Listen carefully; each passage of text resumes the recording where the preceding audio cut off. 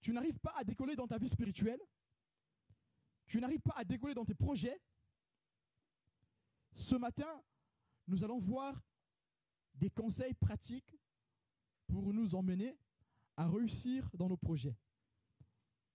Peut-être que tu as du mal à prier. C'est un objectif que tu peux te fixer. Amen. Il y a des choses qui ne marchent pas dans ta vie.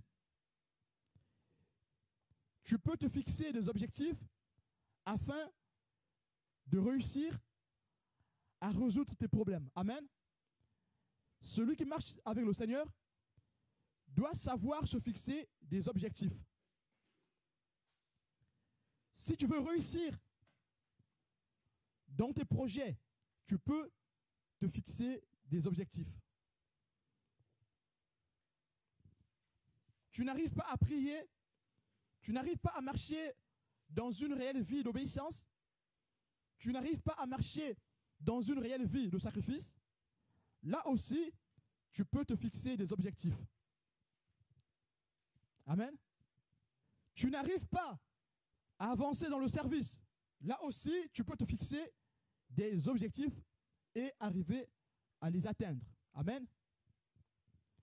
Il y a une chose dans ta vie qui t'empêche d'aller loin avec le Seigneur. Une chose dans la vie qui t'empêche de rentrer dans une réelle adoration dans le Seigneur. Là aussi, tu peux te fixer des objectifs. Donc quand on parle ici de comment fixer, comment réussir, comment atteindre ces objectifs, nous ne parlons pas que des choses de la vie de tous les jours. Nous parlons aussi des choses spirituelles. Amen. Est-ce que ta relation avec Dieu va de l'avant? Si cela n'est pas le cas, là aussi, tu peux te fixer des objectifs et les atteindre par la grâce de Dieu. Amen. Tu as un projet et tu vois que le projet n'avance pas. Là aussi, tu peux te fixer des objectifs. Amen. Pour que tu arrives à réaliser ce projet, il faut que tu te fixes des objectifs et les atteindre. Amen. Voilà pourquoi ce matin, nous allons parler des conseils pratiques pour atteindre ces objectifs. Que ce soit des objectifs dans le Seigneur ou des objectifs concernant les choses temporelles de la vie de tous les jours. Amen. Il se peut que chez toi, tu as des problèmes dans ton foyer. Tu n'arrives pas à avancer dans ton foyer. Là aussi, tu peux te fixer des objectifs et les atteindre pour améliorer la vie de ton foyer. Amen. Il se peut que tu aies des problèmes dans ton travail. Là aussi, tu peux fixer des objectifs et les atteindre afin de réussir ton projet. Amen. Il se peut que tu aies des problèmes dans l'éducation de tes enfants. Là aussi, tu peux te fixer des objectifs et les atteindre. Ne croyez pas que, mes bien-aimés, il n'y a que des politiciens, des hommes d'affaires qui doivent se fixer des objectifs. Ne croyez pas qu'il n'y a que des footballeurs qui doivent se fixer des objectifs. Ne croyez pas qu'il n'y a que des commerciaux qui doivent se fixer des objectifs. Nous aussi, en tant qu'enfants de Dieu, nous devons nous fixer des objectifs et arriver à les atteindre. Amen. Les gens du monde fixent leurs objectifs, ils s'appuient sur eux-mêmes, sur ce qu'ils ont. Mais nous, ce matin, nous allons nous fixer des objectifs, nous allons voir comment les atteindre, non en comptant sur nous-mêmes, non en comptant sur notre intelligence, non en comptant sur nos moyens financiers, nos moyens matériels, mais en comptant sur le Seigneur. Amen. Celui qui veut atteindre ses objectifs, il doit avoir un lien avec le Seigneur. Il doit s'appuyer sur le Seigneur. Amen. Tu as une chose dans ta vie que tu n'arrives pas à abandonner. une chose qui te tourmente. Tu peux te fixer des objectifs afin de les atteindre. Amen. Mais comment atteindre ces objectifs? Nous allons voir 10 conseils. Sachez-le bien aimé, planifier n'est pas contre l'éthique chrétienne. Se fixer des objectifs dans notre marche chrétienne n'est pas contre l'éthique chrétienne. La morale chrétienne ne nous défend pas de planifier. La morale chrétienne ne nous interdit pas de se fixer des objectifs et les atteindre. Et nous avons tous étudié la semaine dernière que Dieu lui-même s'est fixé des objectifs. On a vu cela à travers les 8 dispensations. À chaque étape, Dieu avait quelque chose à dire aux êtres humains. À chaque étape, Dieu avait quelque chose à faire avec les êtres humains. Dieu est le planificateur par excellence. Amen. Donc, si nous nous appuyons sur ce que le Seigneur Dieu Tout-Puissant a fait, nous serons des grands planificateurs. Et nous aurons toujours à réussir à atteindre nos objectifs. Amen. Ce matin encore, si tu veux atteindre ton objectif, focalise-toi sur ce que le Seigneur a fait. Comme nous avons vu dans les 8 dispensations. Le Dieu Tout-Puissant s'était fixé l'objectif de sauver l'humanité. Nous avons vu cela dans Genèse 3, verset 15. Dieu a dit à Satan, « Je mettrai inimitié entre toi et la femme, entre ta postérité et sa postérité. Celle-ci t'écrasera la tête et tu lui blesseras le talon. Et tu lui blesseras le talon. » Amen. Dans cette promesse, nous voyons que Dieu fixe un objectif.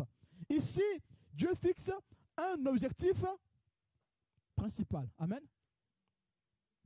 Ici, Dieu fixe un objectif à long terme. N'est-ce pas? Mais dans cet objectif à long terme, nous allons voir que Dieu va avoir aussi des objectifs à moyen et court terme. Amen. Tout ce qui est fixé par le Seigneur ici se résume par le salut que Dieu veut accorder à l'humanité. Alors, quels sont les conseils pour réussir à atteindre ces objectifs? Premier conseil, pour réussir à atteindre ces objectifs, il faut avoir l'amour de Dieu et le vouloir. Amen. Ça, c'est le premier point. Si nous revenons sur ce que Dieu a fait, Dieu, dans tout ce qu'il a fait, il a été animé par l'amour qu'il a pour l'humanité. Nous avons tous vu les 8 dispensations. Dans les 8 dispensations, l'homme n'a fait que désobéir. Est-ce que Dieu a changé son objectif principal? Est-ce que Dieu, pour cela, il a changé son objectif à long terme? Non. Quand l'homme dans le jardin d'Éden, qui était innocent, devient pécheur, il désobéit à Dieu. Est-ce que Dieu change son objectif de sauver l'homme? Non, c'est là que Dieu met en place le plan du salut. Mais qu'est-ce qui anime Dieu dans cette œuvre? Ce qui anime Dieu dans cette œuvre, c'est l'amour. L'amour est le moteur de la détermination. Celui qui n'est pas déterminé à faire quelque chose, il ne pourra pas réussir cette chose. Voilà pourquoi, pour réussir à atteindre nos objectifs, que ce soit dans notre vie spirituelle ou dans notre vie quotidienne, nous devons avoir l'amour et le vouloir. Ici, nous voulons d'abord parler de l'amour de Dieu. Si tu veux réussir dans tes projets, il faut que tu aies l'amour de Dieu dans ton cœur. Parce que pour se fixer des objectifs, il faut déjà le vouloir. Amen. On ne peut pas se fixer des objectifs à atteindre si en nous, il n'y a pas le vouloir. Si on ne veut pas réussir dans ce que nous faisons. Amen. Mais nous ne pouvons pas le vouloir si en nous, il n'y a pas l'amour. Tu ne peux pas vouloir faire quelque chose si tu n'aimes pas faire cette chose. Amen. Si tu n'aimes pas réussir dans cette chose, tu ne pourras pas avoir le vouloir. Amen. Et dans tout ce que Dieu a fait dans la création, dans le salut, dans son plan du salut, la principale chose qui est mise en avant, c'est l'amour de Dieu. Et nous voyons que Dieu est amour. La nature de Dieu, c'est l'amour. Voilà pourquoi Dieu peut arriver à mener ses travaux à bien. Parce que rien ne peut perturber son amour. Aucune situation ne peut changer l'amour de Dieu envers l'humanité. Malgré que l'homme désobéit dans le jardin, malgré que l'homme désobéit au temps de Noé, Dieu met quand même un plan en place pour sauver les pécheurs. Quand Adam et Ève pêchent, petit à petit, le péché gangrène le monde. Le péché n'avait pas la même dimension au début comme aujourd'hui. La dimension du péché, le degré du péché a augmenté. De Adam à Noé, le degré du péché avait augmenté. Dieu, dans l'amour qu'il a pour sa création, qu'est-ce qu'il fait? Il dit, je vais donner une seconde chance à l'homme de se racheter. À cette époque de Noé, Dieu voulait que l'homme soit sauvé. Dieu a envoyé un messager qui est Noé. Noé a parlé à ses contemporains, mais personne n'a voulu l'écouter. Qu'est-ce qui s'est passé? L'ancien monde a été puni. Dieu, dans son amour, ne s'arrête pas là. Il sauve une partie de l'humanité. Qu'est-ce qui se passe? Cette partie qui est sauvée se replonge encore dans le péché. Est-ce que Dieu a changé son plan? Non. Qu'est-ce que Dieu dit? Dieu a dit, je ne ferai plus jamais ça. Et il donne le pouvoir à l'homme de commander sur tout ce qu'il a créé. Il donne à l'homme le gouvernement. L'homme doit gouverner tout ce qui existe. Amen.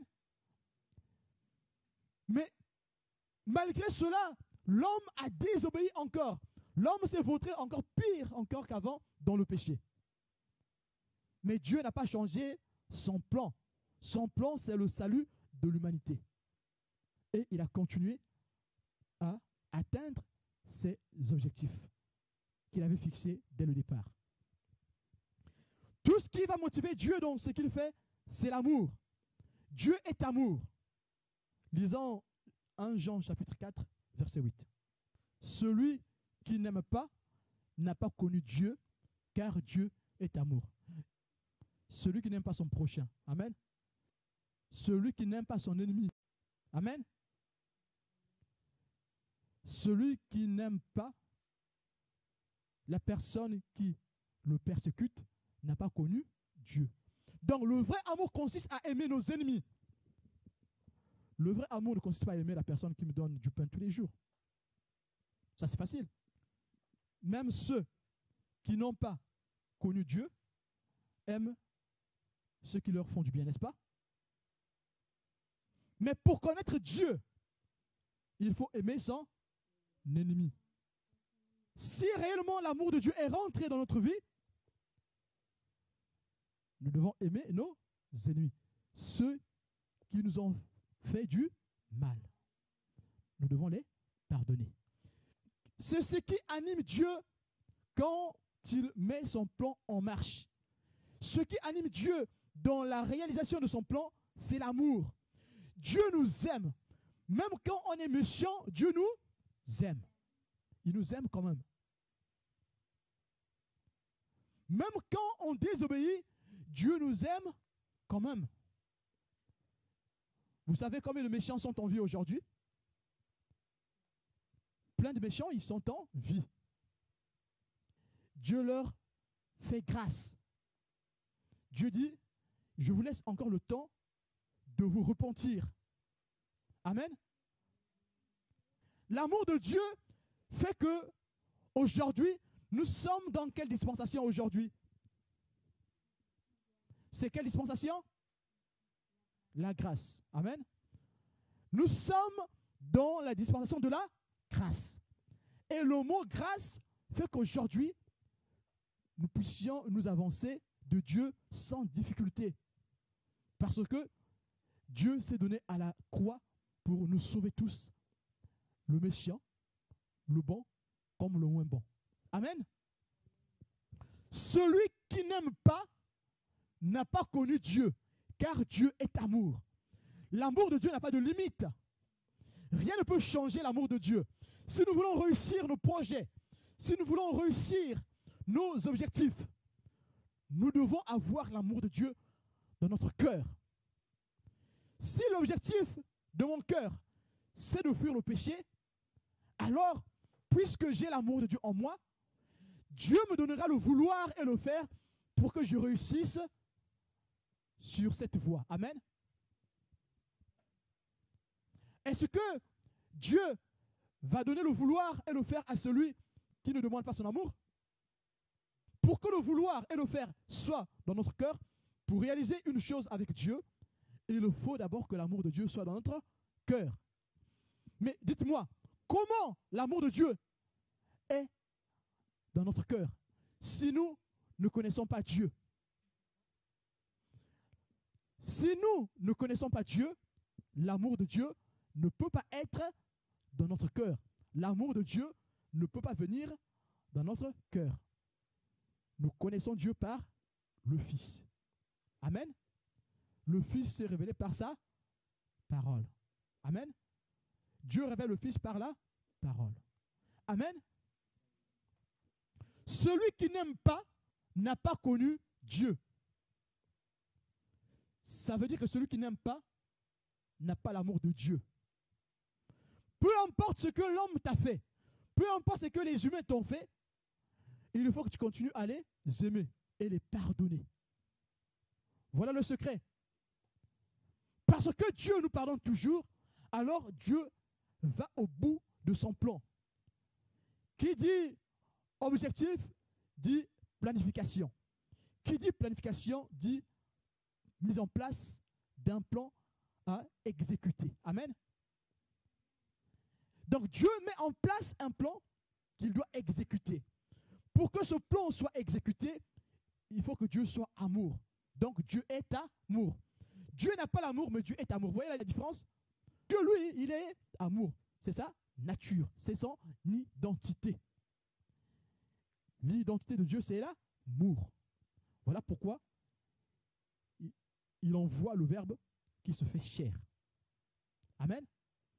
Si tu veux réussir tes projets, il faut que tu aies l'amour de Dieu. Et l'amour de Dieu va te conduire dans le vouloir et le faire.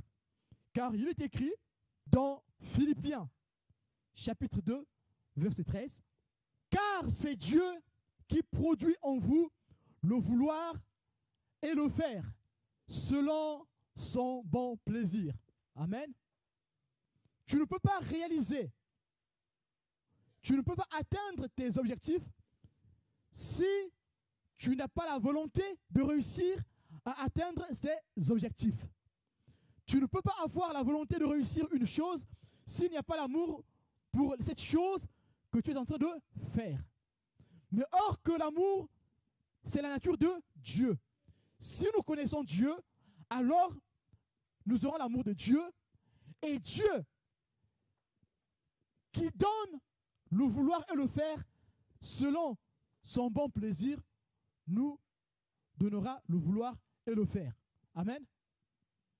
Voilà pourquoi, dans la réalisation de nos projets, recherchons premièrement l'amour de Dieu.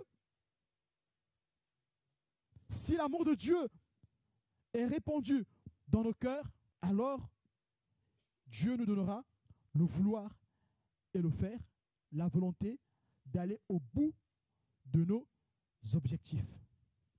Amen. Peu importe ces objectifs, Dieu nous aidera. Amen. Mais j'aimerais revenir sur le point amour. Vous allez me dire, mais comment l'amour de Dieu vient dans notre cœur? Parce que nous avons dit, si nous voulons réussir nos objectifs, il faut avoir l'amour. De l'amour vient le vouloir et le faire, n'est-ce pas? De l'amour vient la volonté de réussir. Un élève, un étudiant qui veut réussir dans une matière doit apprendre à aimer cette matière. S'il apprend à aimer cette matière, il sera concentré quand le prof va expliquer, alors son intelligence va s'ouvrir. Amen.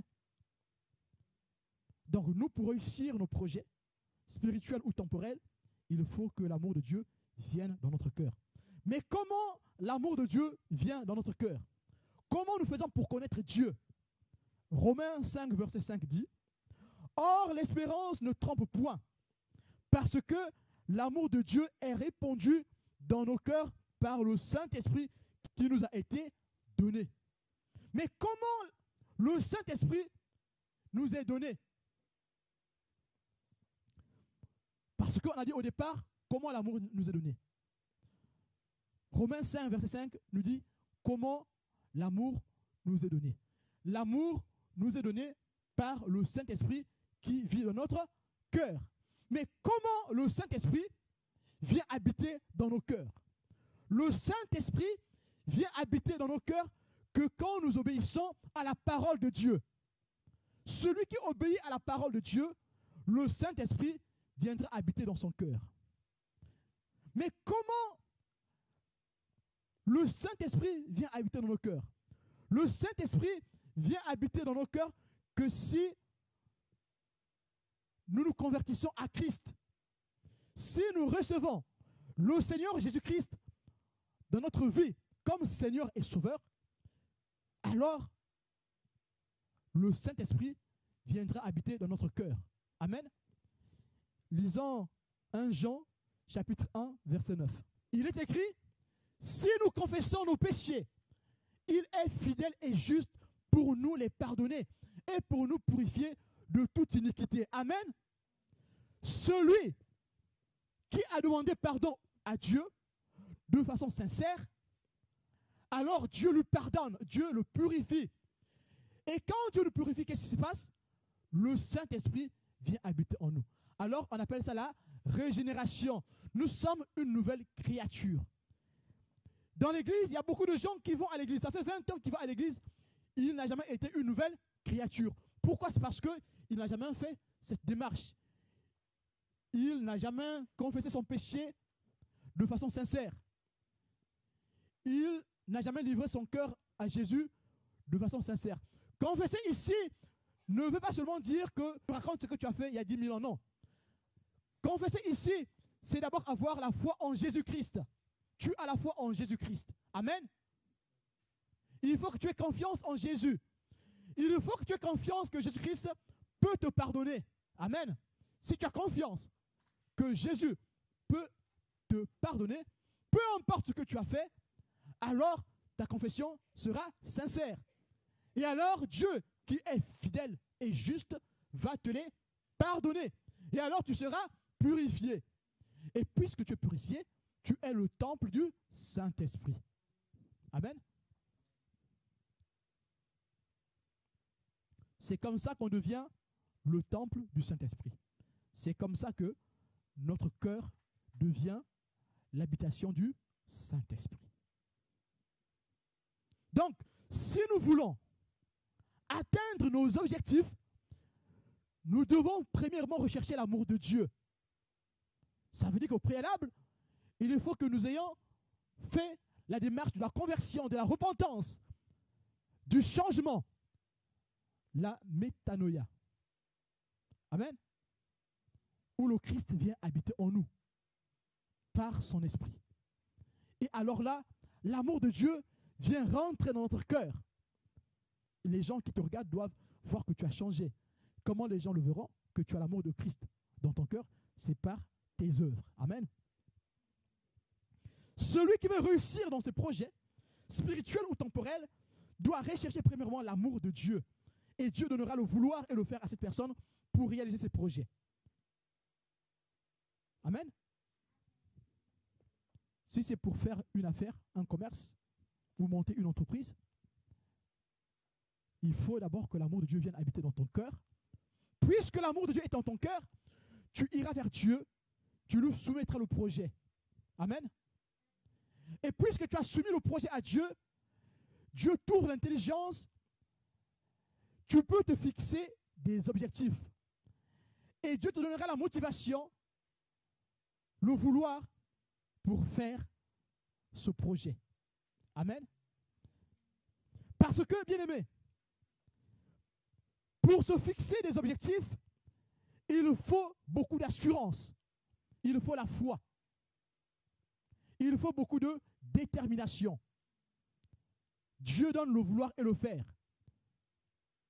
N'est-ce pas? À ceux qui l'aiment. Dieu va te donner la détermination. Si c'est un sacrifice à faire, tu feras ce sacrifice parce que tu auras la foi en Jésus-Christ. Amen. Alors, quand tu énonces tes objectifs, peu importe le sujet, quand tu veux mettre en place des objectifs à atteindre, il faut que tu aies la foi. Il faut que tu aies l'assurance. Il faut que tu aies le vouloir. Il faut que tu sois motivé. Si tu es motivé, alors tu pourras atteindre tes objectifs. Parce que, bien aimé, nous allons arriver au jour de l'an. Beaucoup de gens, au jour de l'an, vont se fixer des objectifs qu'ils ne vont jamais atteindre. Et souvent, les gens sont découragés.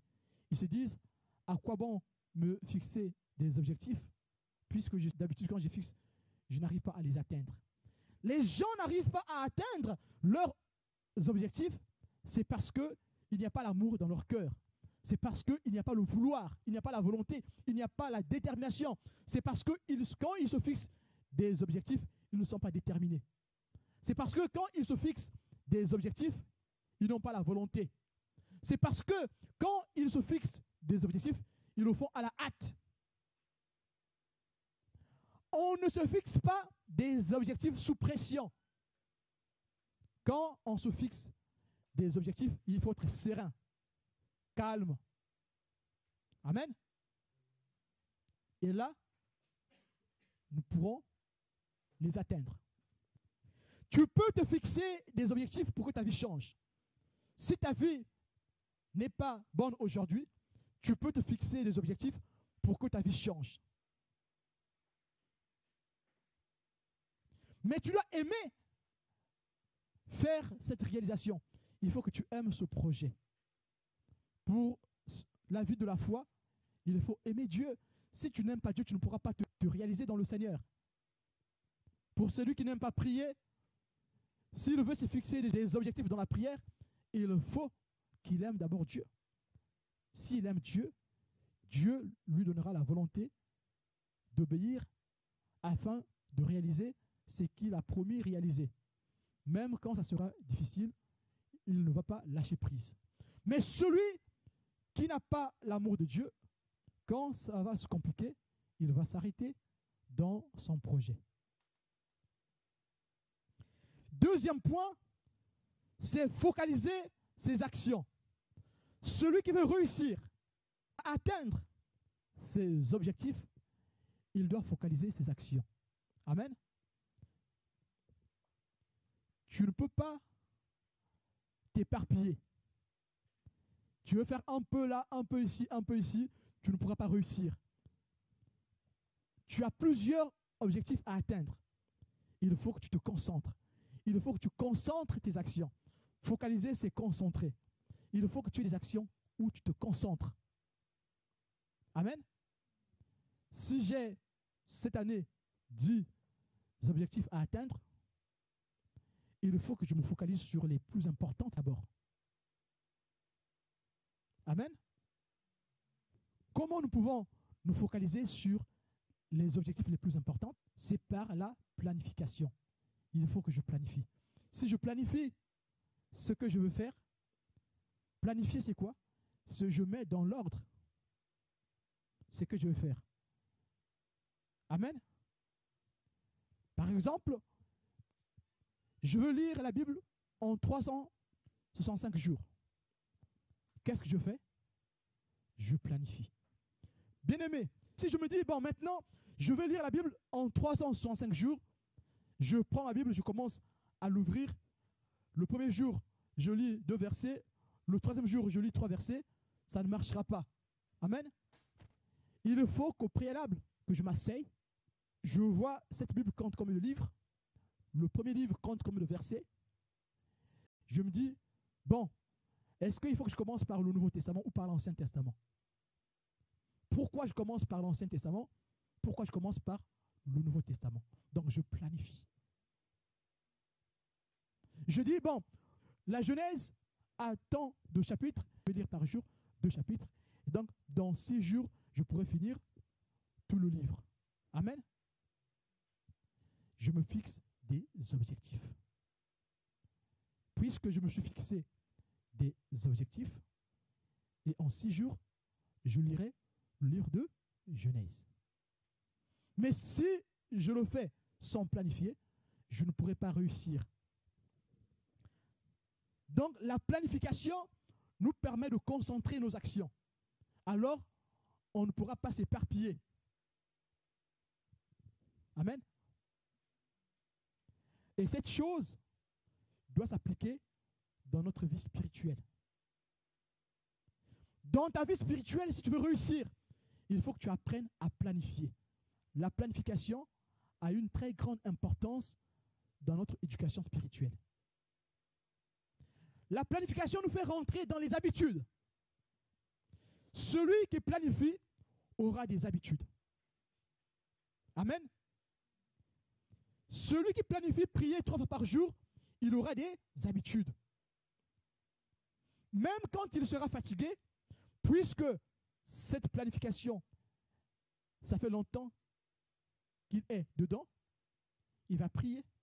Si cette personne doit prier à 6 heures, même s'il n'a pas dormi de la nuit, cette personne priera à 6 heures. Parce que la planification qu'elle a faite est devenue une habitude. Est devenue sa nature. Amen. La planification nous fait rentrer dans une nature qui n'était pas la nôtre auparavant. Amen. Celui qui sait planifier installera dans sa vie des habitudes. Et dans notre vie spirituelle, il est très important que nous ayons des habitudes. Amen. Vous vous souvenez, on a vu l'enseignement sur les habitudes, n'est-ce pas? Les habitudes deviennent notre nature.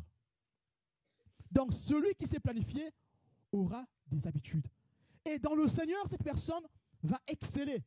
Pourquoi? C'est parce que cette personne s'est fixé des objectifs et ces objectifs sont devenus sa nature. Amen.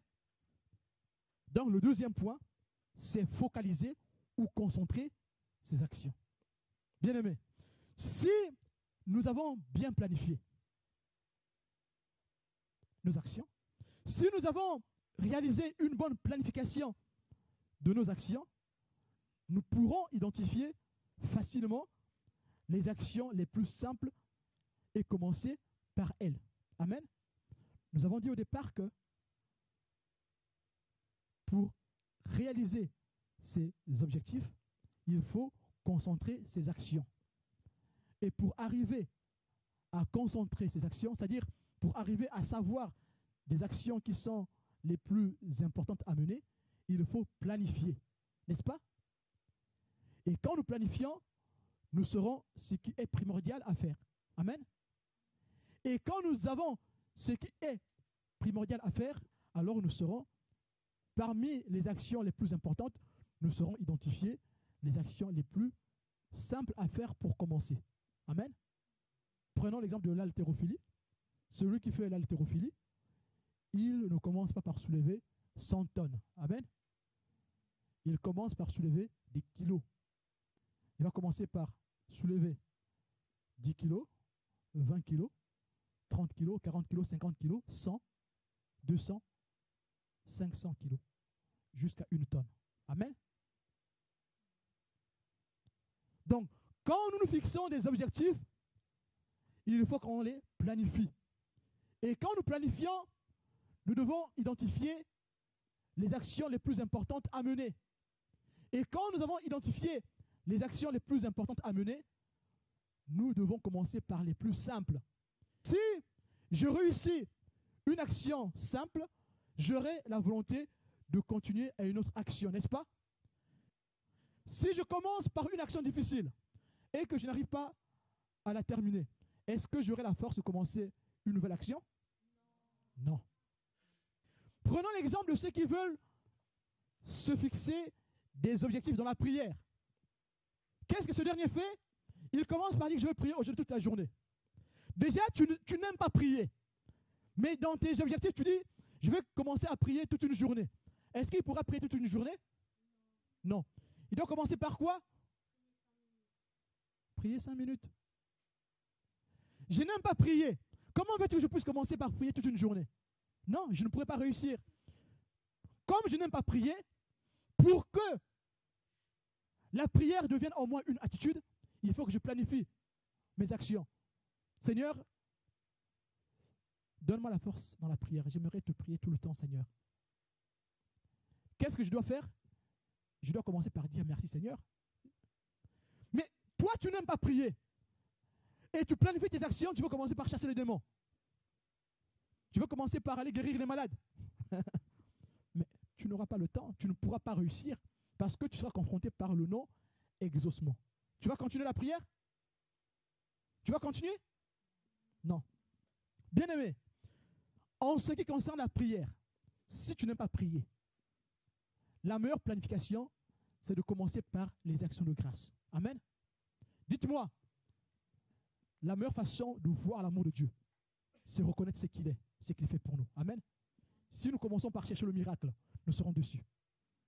Amen. Et donc, celui qui n'aime pas prier, qui veut être fort dans la prière, qui veut planifier des objectifs dans la prière, doit commencer par reconnaître ce que Dieu est et ce que Dieu fait dans sa vie et dans la vie des autres. Amen.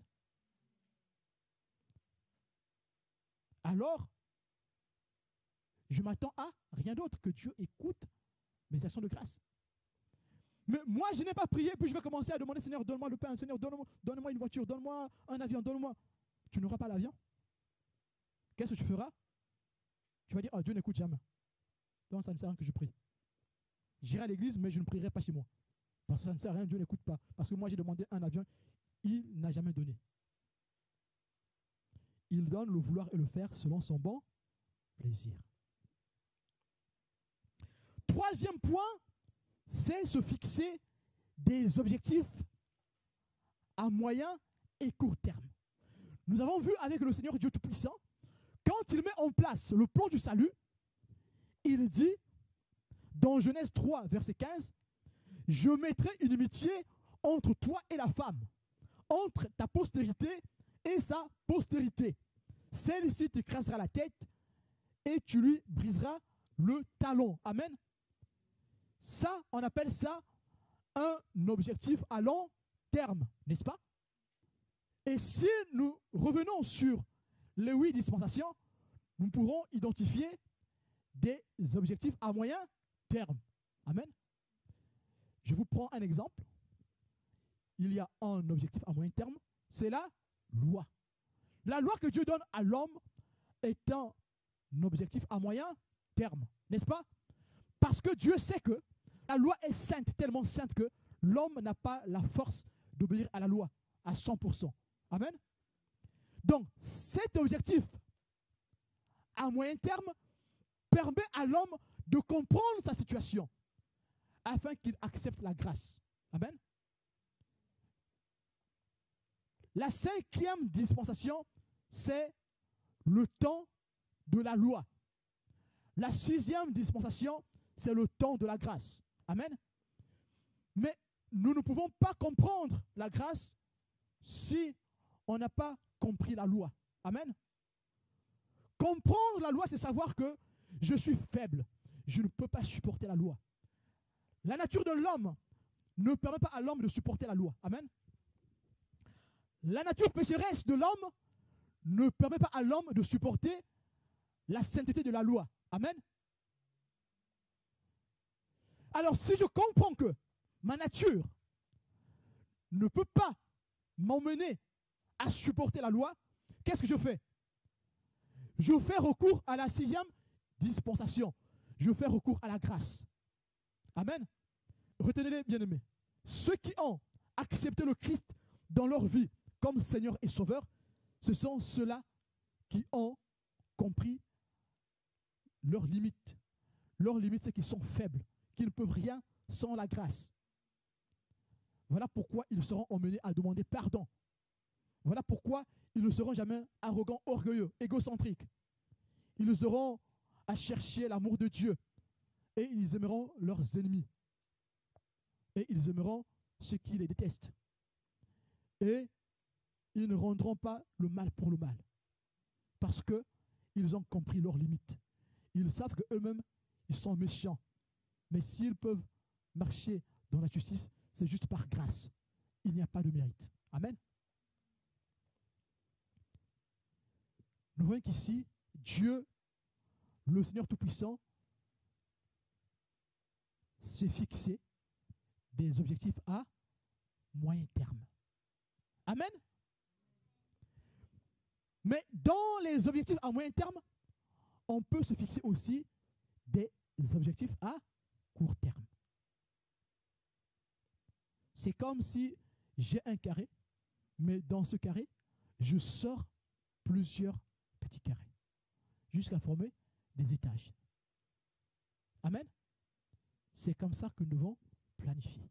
Et Dieu, dans son plan du salut, se fixe des objectifs à long terme, à moyen terme et à court terme. Est-ce que quelqu'un peut citer un autre exemple d'objectif à moyen terme que Dieu a mis en place?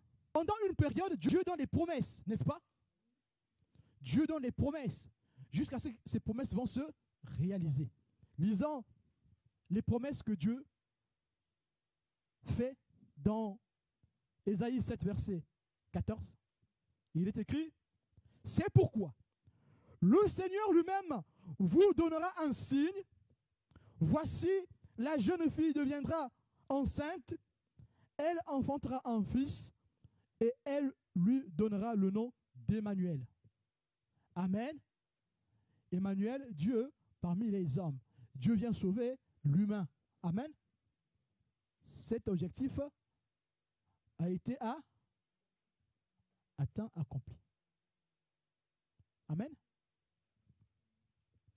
Ésaïe 53, verset 3, verset 4 et verset 12. Il est écrit: méprisés et abandonnés des hommes, hommes de douleur et habitués à la souffrance, semblables à celui dont on détourne le visage.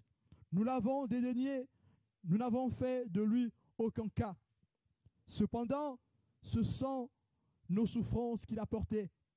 C'est de nos douleurs qu'il s'est chargé. Et nous l'avons considéré comme puni, frappé de Dieu et humilié.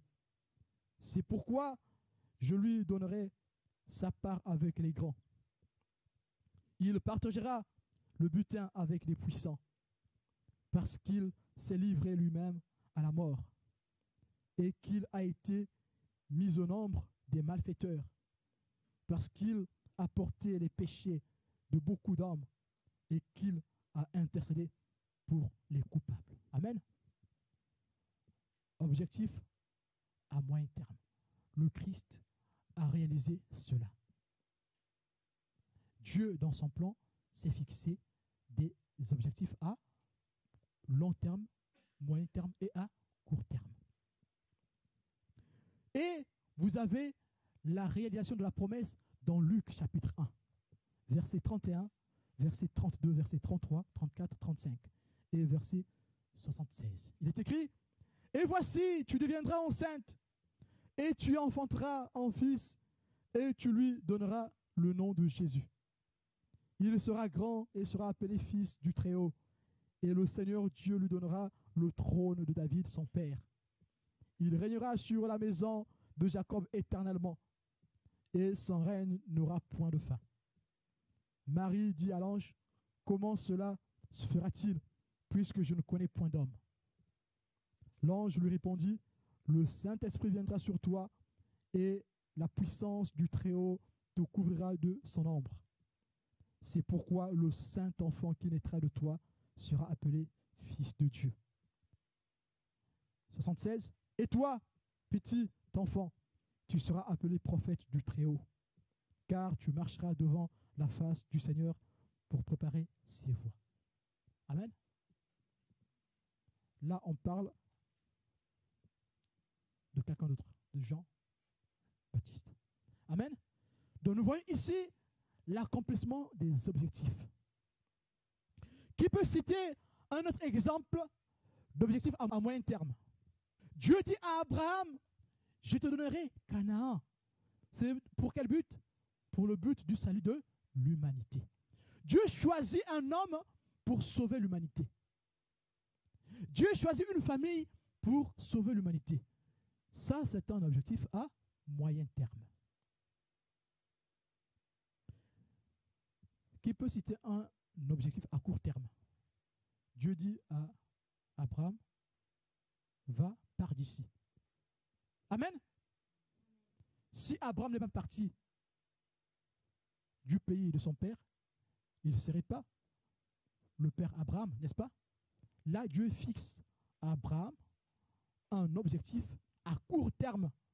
Abraham doit partir de chez son père. Il doit partir de sa patrie. Ça, c'est un objectif à court terme.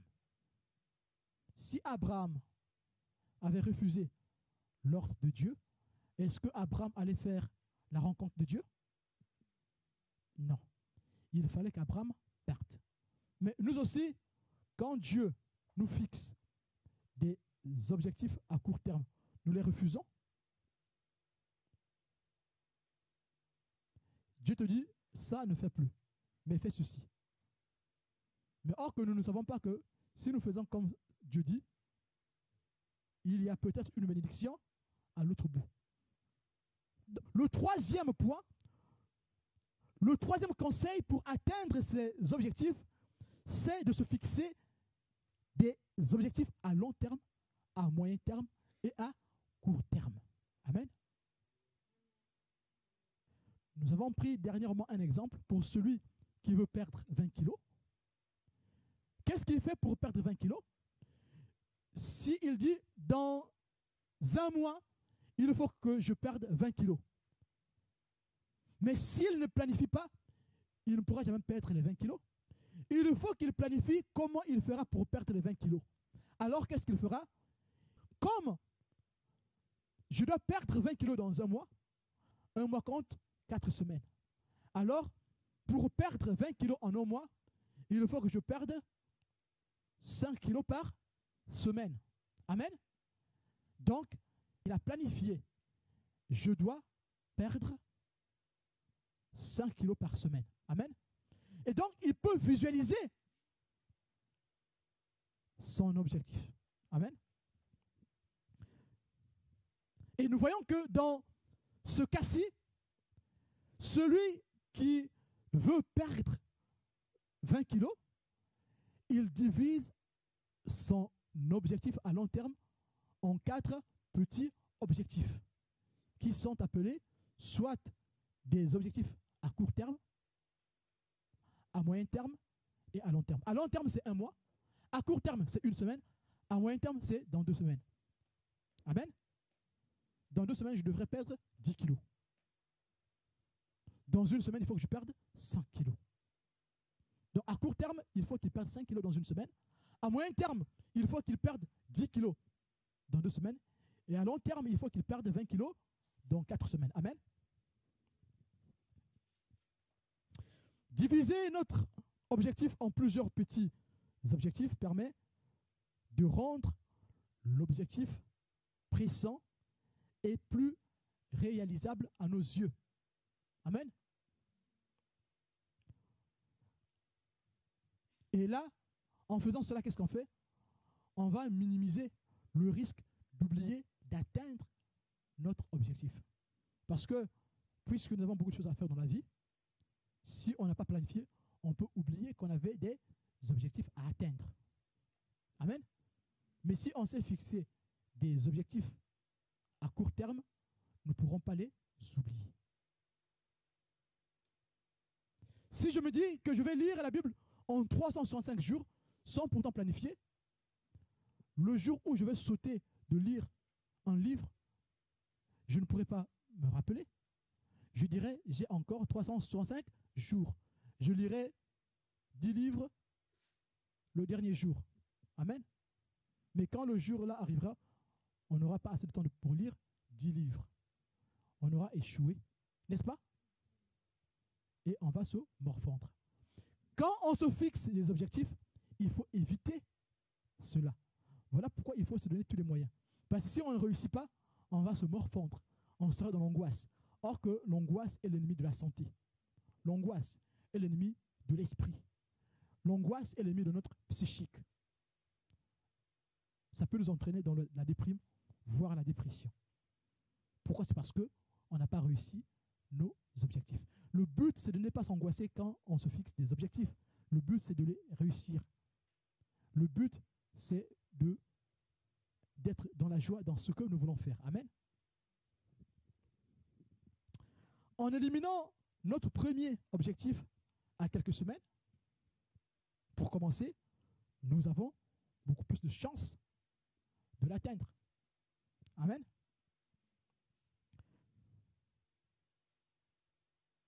Et deuxième chose, en atteignant nos objectifs, nous enchaînons les succès.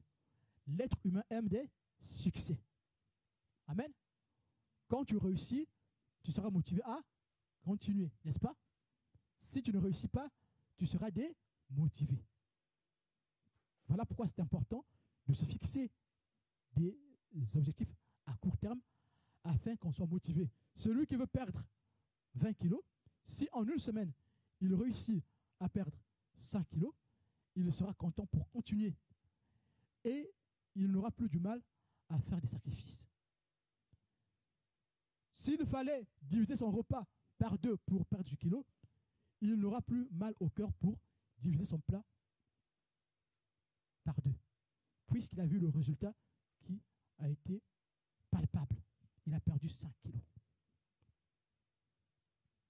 Et quand on réalise des succès dans des objectifs à court terme, nous serons motivés à continuer et cela nous encourage. Amen. Un quatrième point, un quatrième conseil, c'est rendre ces objectifs accessibles. Nous avons pris l'exemple de celui qui veut prier,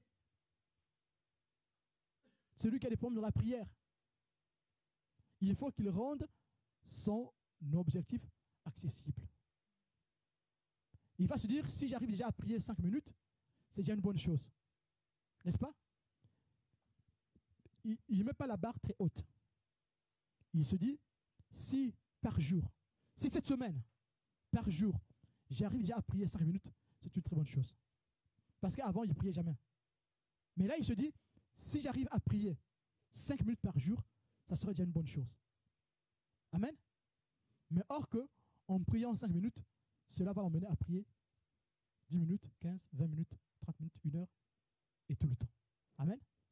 Donc, il faut rendre le mini-objectif. Il faut rendre l'objectif à court terme accessible.